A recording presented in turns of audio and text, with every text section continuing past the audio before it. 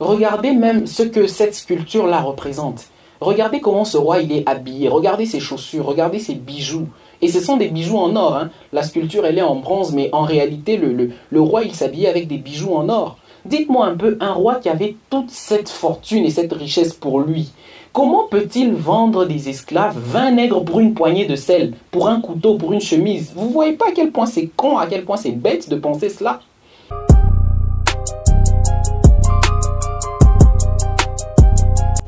Bonjour Jambo Mbote et bienvenue à toi sur le canal de la communauté Ujamaa. Moi c'est Lourak et ici c'est le canal officiel de la communauté Ujamaa qui s'est donné pour but de revaloriser l'Afrique, de redonner sa valeur au continent grâce à ses initiatives, grâce à ses entreprises. Ainsi, si toi aussi tu veux faire partie de cette belle aventure, je t'invite à cliquer dans l'un des liens en dessous dans la description pour rejoindre notre communauté. Les Noirs ont vendu les Noirs, les Africains ont vendu leurs frères. Alors, c'est quelque chose qu'on a entendu tellement de fois qu'on a fini par l'accepter, l'admettre comme une vérité incontestée, incontestable. Mais en réalité, nous allons découvrir dans cette vidéo que ça, c'est complètement faux et que jamais les Africains n'ont vendu leurs frères, n'ont jamais vendu les Noirs comme eux. Ce que nous devons commencer par savoir, c'est que pour qu'une chose soit représentative d'une population, il faut qu'il y ait deux choses. La première, c'est qu'il faut qu'il y ait une majorité de cette population qui fait cette chose-là. Ou alors la deuxième, c'est qu'il faut qu'une chose soit légale vis-à-vis de l'État pour que la chose soit définie comme étant représentative de cette population. Donc ce n'est pas parce qu'une petite partie de la population fait quelque chose que forcément cette chose est représentative de toute cette population. Nous allons donner quelques exemples.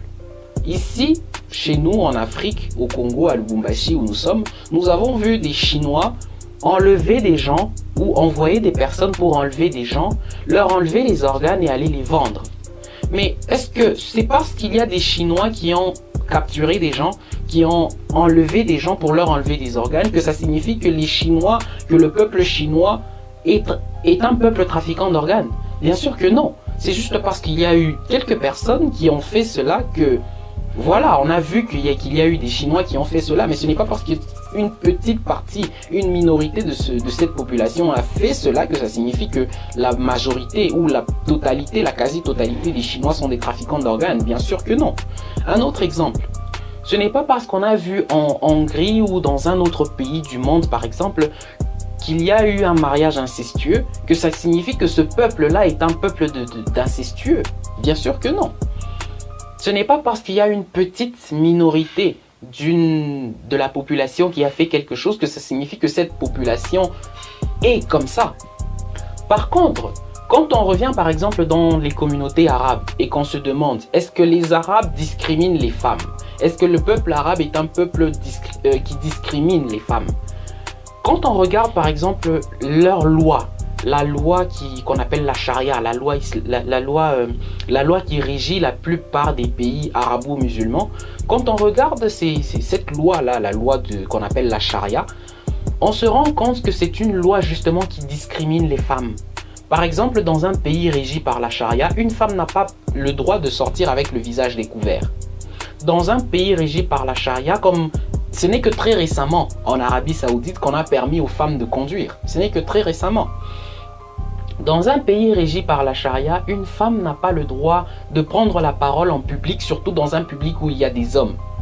Dans un pays régi par la charia, une femme, quand elle doit faire un témoignage au tribunal, eh bien, elle a besoin d'être accompagnée d'une autre femme. Parce que selon les lois de la charia, les lois islamiques, une femme a, en fait, le témoignage d'une femme vaut la moitié de celui d'un homme.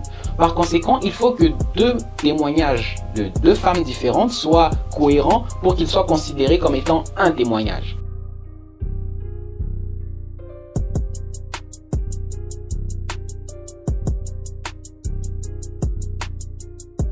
Donc oui, dans les sociétés arabes, les femmes sont discriminées parce que la loi qui régit ces pays est une loi qui discrimine les femmes. Un autre exemple, en Afrique par exemple, quand on vient, on se rend compte que les Africains sont très hospitaliers. cela est confirmé par plusieurs témoignages, que ce soit des Africains eux-mêmes ou même des étrangers qui visitent l'Afrique. Quand vous allez dans des villages, un peu partout sur le continent, si vous êtes étranger et que vous arrivez, que vous leur dites que voilà, j'ai besoin d'hospitalité juste pour cette nuit ou pour un temps, vous y serez accueillis comme si vous étiez une personne de là, une personne autochtone. Vous serez accueillis par les habitants de là, par les autochtones de là, comme si vous étiez vraiment un de leurs frères. Donc cette hospitalité africaine, elle est témoignée par tout le monde qui au moins a visité l'Afrique. Donc oui, l'hospitalité africaine est quelque chose de représentatif du peuple africain parce que tous les Africains sont comme ça. Et il y a des témoignages qui confirment cela. Donc la chose qui définit, qui caractérise que cette chose est représentative de cette population, c'est l'une des deux choses que je venais d'énumérer. Soit que la loi le légalise, soit que la chose soit pratiquée par toute la population sans qu'il n'y ait personne pour défendre cela, pour interdire cela. Maintenant, revenons à notre sujet. Est-ce que l'esclavage en Afrique était quelque chose de légal ou bien quelque chose de pratiqué par les Africains eux-mêmes sans qu'il puisse y avoir interdiction de cela? Commençons par l'aspect légalité. Quels documents vous connaissez de l'Afrique ancienne, de l'Afrique précoloniale, qui légalise l'esclavage? Il n'y en a pas. Quel document vous connaissez qui a genre quelque chose comme un reçu ou comme je sais pas, quelque chose juste comme un document qui montre qu'il y avait dans l'Afrique ancienne une minorité de personnes qui se servaient du commerce des esclaves comme quelque chose de lucratif et de rentable? Il n'y en a pas. Mais nous avons plutôt des preuves du contraire. Nous avons plutôt des documents qui prouvent que l'esclavage était quelque chose de vu comme ignoble dans l'Afrique ancienne. Nous allons citer des exemples. Nous avons par exemple la charte du Mandé. Cette charte du Mandé est un document qui incrimine toute personne qui pourrait porter atteinte à la vie ou à la santé ou au bien-être de toute personne qui habite dans ce royaume du Mandé. Et cette charte, justement, est un document qui condamne farouchement et vivement l'esclavage. Nous allons lire quelques extraits. Article 1. Les chasseurs déclarent: toute vie humaine est une vie. Il est vrai qu'une vie apparaît à l'existence avant une autre vie, mais une vie n'est pas plus ancienne, plus respectable qu'une autre vie, de même qu'une vie n'est pas supérieure à une autre vie. Deuxièmement, toute vie étant une vie, tout tort causé à une vie exige réparation. Par conséquent, que nul ne s'en prenne gratuitement à son voisin, que nul ne cause du tort à son prochain, que nul ne martyrise son semblable. Article 5. Les chasseurs déclarent: la faim n'est pas une bonne chose, l'esclavage n'est pas non plus une bonne chose. Il n'y a pas pire calamité que ces choses-là dans ce bas monde. Tant que nous détiendrons le carquois et l'arc, la faim ne tuera plus personne au Mandeng. Si d'aventure la famine venait à sévir, la guerre ne détruira plus jamais de village pour y prélever des esclaves. C'est dire que nul ne placera désormais le mort dans la babouche de son semblable pour aller le vendre. Personne ne sera non plus battu, a fortiori mis à mort, parce qu'il est fils d'esclave. Article 6. Les chasseurs déclarent: l'essence de l'esclavage est éteinte ce jour, d'un mur à l'autre, d'une frontière à l'autre du Mandeng. La razzia est bannie à compter de ce jour au Mandeng. Les tourments nés de ces horreurs sont finis à partir de ce jour au Mandeng. Quelle épreuve que le tourment! Surtout lorsque l'opprimé ne dispose d'aucun recours. L'esclave ne jouit d'aucune considération, nulle part dans ce monde. Article 7. Les gens d'autrefois nous disent: l'homme en tant qu'individu, fait d'eau et de chair, de moelle et de nerfs, de peau recouverte de poils et de cheveux, se nourrit d'aliments et de boissons, mais son âme, son esprit vit de trois choses: voir ce qu'il a envie de voir, dire ce qu'il a envie de dire et faire ce qu'il a envie de faire. Si une de ces choses venait à manquer à l'âme humaine, elle en souffrirait et s'étiolerait sûrement. En conséquence, les chasseurs déclarent: chacun dispose désormais de sa personne Chacun est libre de ses actes, chacun dispose désormais des fruits de son travail. Tel est le serment du Mandem, à l'adresse des oreilles du monde tout entier. Cette charte a été promulguée pour la première fois par le premier empereur, par le premier souverain du Mandem, c'est-à-dire Soundiata Keïta lui-même en personne. Et cela date de l'an 1190, bien avant que l'Afrique impériale n'entre en contact avec l'Europe, bien avant que les soi-disant droits de l'homme ne soient promulgués pour la première fois à l'ONU. Donc, cette charte a même été considérée comme étant la première déclaration des droits de l'homme de l'histoire du monde. Donc, même les droits de l'homme sont nés en Afrique. Quand on dit que les Africains ont tout inventé. Donc, même les droits de l'homme sont nés en Afrique. Et comment considérer que des gens qui avaient une telle loi dans leur pays puissent prendre leurs frères et les vendre comme ça en esclavage? D'ailleurs, cette loi avait été promulguée à cause des razzias, les razzias des Arabes à cette époque qui étaient en train de pénétrer en Afrique noire pour arracher des gens à leur famille pour les emmener en esclavage sur leur terre en Arabie. C'est surtout à cause de cela que les Africains eux-mêmes se sont rendus compte que ce n'était pas une bonne chose et que par conséquent il fallait quelque chose contre cela.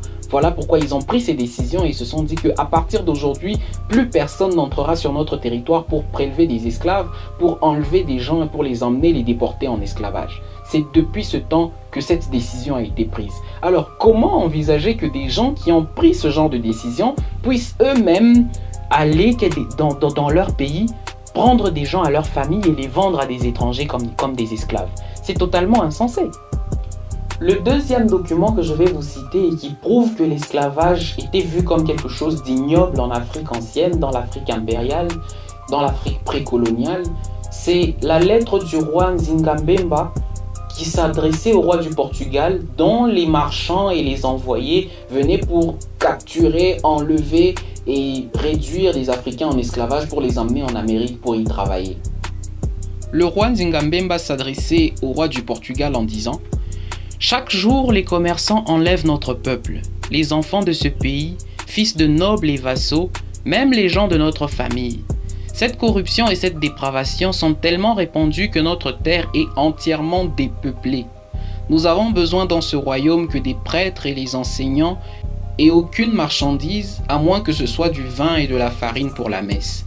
Nous souhaitons que ce royaume ne soit pas un lieu de commerce ou de transport d'esclaves. Beaucoup de nos sujets attendent avec impatience des marchandises portugaises que vos sujets ont apportées dans nos domaines. Pour satisfaire cet appétit démesuré, ils capturent beaucoup de nos sujets libres noirs. Ils les vendent. Après avoir emmené ces prisonniers à la côte secrètement ou la nuit, dès que les captifs sont entre les mains des hommes blancs, ils sont marqués d'un fer rouge. Vous avez bien entendu, dès le début, ils commencent par dire que les gens, ils enlèvent leur peuple. Ils n'ont pas dit qu'ils achètent. Ils enlèvent le peuple. Ils n'achètent pas. Plus loin, on l'entend dire: pour satisfaire cet appétit démesuré, ils capturent beaucoup de nos sujets libres noirs, ils les vendent. Après avoir emmené ces prisonniers à la côte secrètement, ou la nuit, dès que les captifs sont entre les mains des hommes blancs, ils sont marqués d'un fer rouge. Eh bien, depuis quand est-ce que quand on fait un commerce, quand on achète des esclaves, on est obligé de les emmener secrètement? Ça signifie qu'il y avait une garde, une surveillance qui faisait en sorte qu'il n'y ait pas d'enlèvement ou des gens qui capturent des gens pour les emmener. Ça signifie que cette chose était totalement illégale dans ce royaume. Voilà pourquoi ils étaient obligés de le faire secrètement. Ils étaient obligés de se cacher pour faire ce soi-disant commerce. On nous a parlé d'un commerce triangulaire, mais depuis quand est-ce qu'un commerce se fait avec des coups de canon? Depuis quand est-ce que pour commercer, pour échanger des marchandises, vous êtes obligé de venir avec des mitrailleuses, des canons pour assassiner, massacrer, torturer des gens et les enlever pour les emmener en esclavage? Depuis quand un commerce se fait de cette manière? On nous a parlé de commerce triangulaire. En réalité, ce n'était pas un commerce triangulaire, c'était plutôt enlèvement, vente et distribution des richesses. C'est ça qu'il faut dire, ce n'était pas un commerce triangulaire. Parce qu'un commerce, il se fait avec le consentement des gens. Je viens avec ma marchandise, tu me l'achètes et moi je te donne, voilà. C'est comme ça que se fait un commerce. Mais quand il y a des enlèvements, quand il y a des canons, des mitrailleuses, en réalité, ça, ce n'est pas un commerce, c'est de l'extorsion. Ça n'a rien d'un commerce en réalité.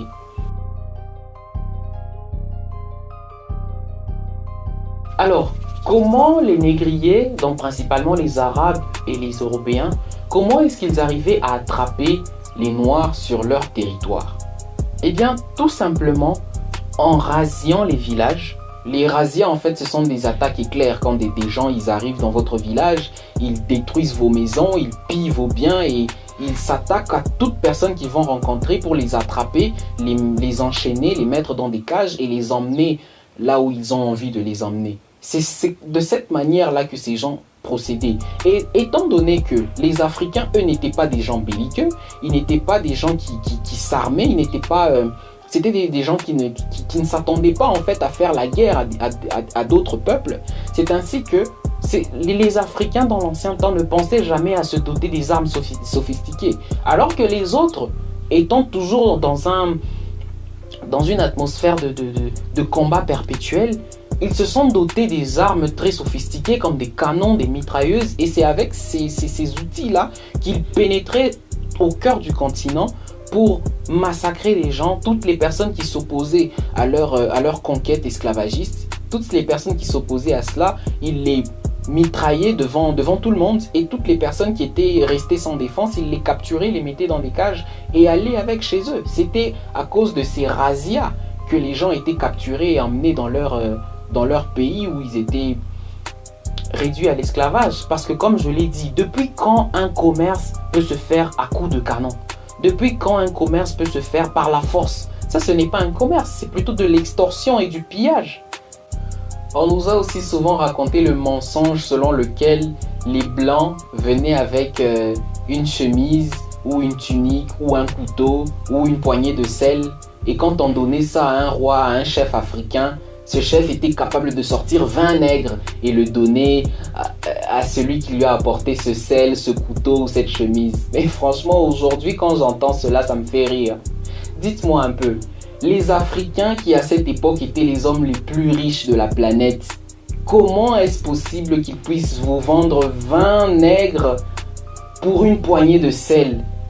20 nègres pour un couteau ou pour une chemise? Comment est-ce possible? Regardez comment sont habillées ces femmes. Ce sont des femmes malgaches. Regardez comment elles sont habillées. Regardez leur coiffure. Regardez leurs bijoux. Des personnes qui vivent comme ça. Regardez ce roi de Bénin. Regardez comment il est habillé. D'ailleurs, cette sculpture a été faite par les habitants du royaume de Bénin eux-mêmes. Cette sculpture est en bronze. Regardez comment les détails de cette sculpture sont élaborés. C'est-à-dire que ce sont des gens qui maîtrisaient la métallurgie. Pour une statue en argile ou en bois, on peut comprendre que c'est juste quelqu'un, un artisan qui a taillé ça comme ça à la main. Mais pour qu'une sculpture en métal puisse être faite avec de si jolis détails, il faut maîtriser ce qu'on appelle aujourd'hui la métallurgie. Donc il y avait des artistes, des forgerons, des gens qui maîtrisaient en fait la métallurgie pour pouvoir faire des détails aussi fins. Parce que comment un métal, vous pouvez le tailler de cette façon si fine et si élaborée? Donc c'était des gens qui maîtrisaient l'industrie, qui maîtrisaient la métallurgie, qui avaient des arts tellement sophistiqués qu'ils parvenaient à faire des détails aussi parfaits sur une sculpture métallique. Regardez même ce que cette sculpture-là représente. Regardez comment ce roi il est habillé, regardez ses chaussures, regardez ses bijoux. Et ce sont des bijoux en or, hein. La sculpture elle est en bronze, mais en réalité le roi il s'habillait avec des bijoux en or. Dites-moi un peu, un roi qui avait toute cette fortune et cette richesse pour lui, comment peut-il vendre des esclaves, 20 nègres pour une poignée de sel, pour un couteau, pour une chemise? Vous voyez pas à quel point c'est con, à quel point c'est bête de penser cela? Regardez le palais de Ségou au Mali. Ce palais malheureusement a été détruit par les envahisseurs de cette époque-là. Regardez le palais du roi Bamoun dans le royaume la civilisation Bamoun, le royaume Bamoun. Regardez comment ils vivaient, regardez comment ces gens vivaient. Regardez la richesse et le degré de civilisation que ces gens incarnaient. Mais on vient nous raconter des mensonges, des bévues comme quoi les Européens venaient avec une poignée de sel et les rois, les chefs africains étaient capables de sortir 20 nègres parce qu'on lui a donné une poignée de sel. Non mais franchement. Donc en réalité, les Noirs, ils étaient enlevés, ils étaient capturés, ils étaient rasiés et non vendus comme on a toujours voulu nous faire croire que les Noirs ont vendu les Noirs. Les Noirs n'ont jamais vendu leurs frères.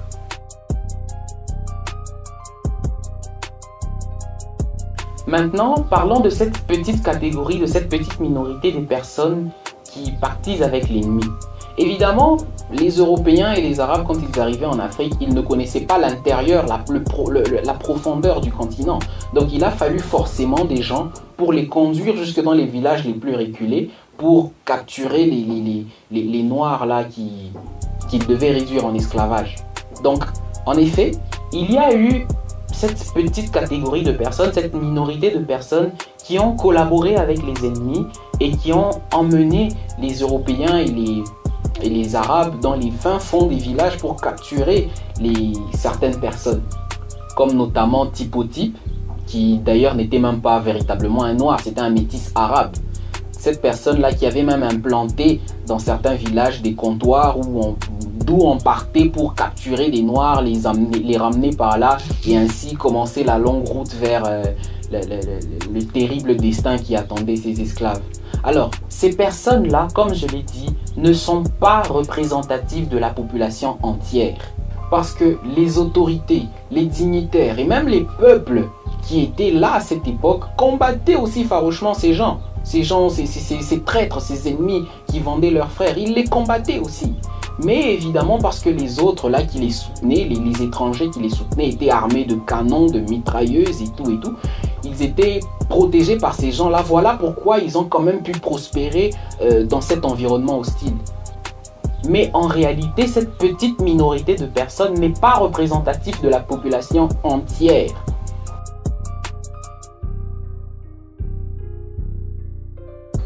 Et maintenant, revenons un peu sur ces gens-là qui n'arrêtent pas de nous répéter tous les jours que les Noirs ont vendu les Noirs. Chaque fois qu'on essaie de revendiquer des réparations par rapport à l'esclavage, chose que moi je ne revendique jamais, parce que l'esclavage, ça a eu lieu à un moment. Et ce n'est pas en se morfondant, en se plaignant tous les jours que voilà, il y a eu la traite, que les choses vont changer. Non. Il y a eu cette réalité, oui c'est vrai, mais maintenant il faut se tourner vers l'avenir et se servir des exemples du passé pour bâtir un avenir meilleur et non toujours revenir sur les mêmes choses. Oui, nous avons été esclaves, nous demandons des réparations. C'est vrai, il faut qu'il y ait des réparations, mais moi je ne suis pas un de ces militants qui réclament toujours des réparations, parce que même s'il y a des réparations aujourd'hui, si nous-mêmes nous n'arrivons pas à nous servir de ces réparations, le peuple africain restera toujours comme il est. Donc moi je ne fais pas partie de ces gens qui revendiquent tout le temps des réparations et tout. Mais quand même, quand il y a des gens qui revendiquent des réparations, parce qu'il faut qu'il y en ait évidemment, quand il y a des gens qui revendiquent ces réparations, il y a toujours des gens qui nous sortent à la figure comme quoi, ouais, les Noirs ont vendu les Noirs et tout. Et même, admettons qu'il y a eu cette minorité des gens qui ont collaboré avec l'ennemi pour vendre leurs frères. Admettons. Mais ces mêmes gens-là oublient qu'il y a eu des Blancs qui ont vendu leurs frères blancs en esclavage. Parce que oui, à votre avis, d'où venaient les esclaves romains?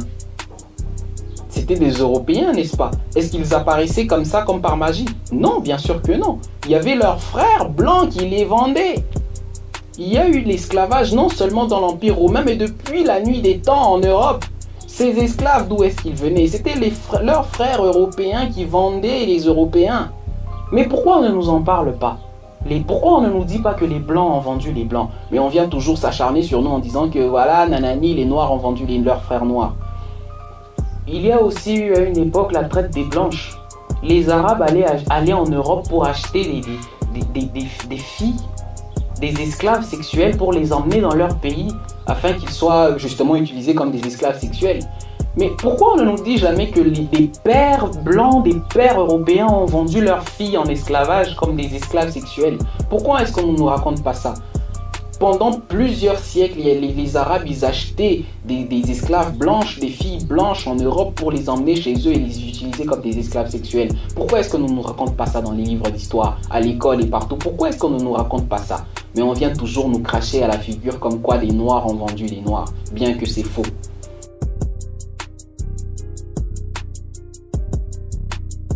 Beaucoup ignorent que dans l'armée allemande, lors de la Seconde Guerre européenne, que des gens par abus appelaient la Seconde Guerre mondiale, alors que ça n'avait rien de mondial, c'est quelque chose qui s'est passé en Europe pour les intérêts des Européens et ça n'avait rien à voir avec le reste du monde.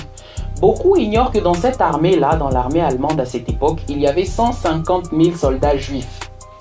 Et ce sont ces soldats juifs, et puis 150 c'est juste un chiffre approximatif, hein. Certaines autres sources disent qu'il y en avait beaucoup plus. Et beaucoup ignorent que ces soldats juifs-là sont eux-mêmes qui ont participé à ce qu'on appelle aujourd'hui la Shoah. Ce sont ces soldats-là qui ont participé à capturer des juifs pour les emmener dans les camps de concentration en Allemagne pour faire des travaux forcés, cet esclavage-là. Et ceux qui étaient jugés moins productifs étaient emmenés dans des chambres à gaz, ils étaient gazés, ils étaient tués par le gaz. Beaucoup ignorent cela. Pourquoi? Parce que ce n'est pas relayé par les médias. Ce sont les Juifs eux-mêmes qui ont participé à la capture des Juifs pour qu'ils soient réduits en esclavage dans les rangs allemands. Ce sont les Juifs qui ont participé à la capture des Juifs pour que ces Juifs puissent être tués dans les chambres à gaz. Mais cela, on n'entend jamais ça.